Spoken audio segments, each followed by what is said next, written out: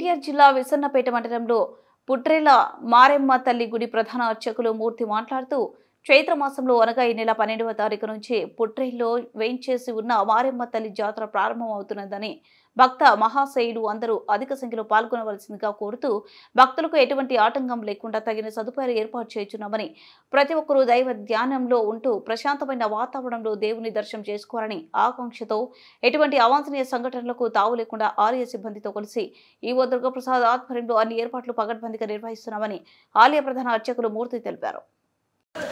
భక్త మహాచలిగిద్దది విశ్వనారాయణ మండలంలో పుట్టాల గ్రామంలో విశ్వనారాయణ మండలంలో వేయించేసి ఉన్న శ్రీ మారమ్మ దేవస్థానం టెంపుల్గా ముఖ్య అతిథిగా మాట్లాడుతున్నారు.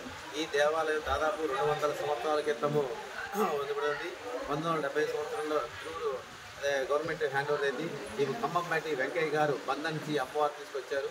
ఈ అమ్మవారి దగ్గర నుంచి ఆ రోజు నుంచి తెలుగు వచ్చేసి దినదిన ప్రవర్తమానగా వదిలితుంది.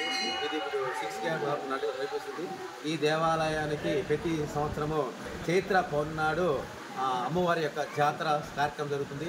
రెండో రోజు మంది అమ్మవారి అన్నదాన కార్యక్రమం ప్లస్ అమ్మవారి గ్రామోత్సవం, కూడా పంబల సేవ, మైలు తీర్చుట, కనక తప్పట్లు, పొగలు మనం అన్ని కార్యక్రమాలు తొక్కిగా జరుగుతాయి.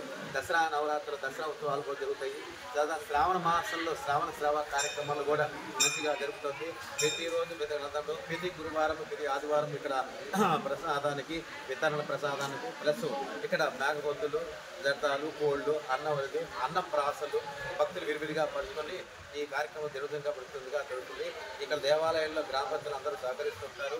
ఈ గ్రామాల్లో ఉన్న ముందు అందరూ ఇక్కడ విచ్చేసినటువంటి తమ కోరికలు సంతానం కోసం కానీ, ఉద్యోగాల కోసం కానీ, పిల్లలు తర్వాత పెళ్ళిళ్ళు వాటికి నవ్వడానికి కాబట్టి కానీ ఇక్కడ పులుపులు కట్టుకుంటే ప్రతి 40 రోజుల్లో మన యొక్క అమ్మవారి యొక్క కోరిక తీరుతుంది.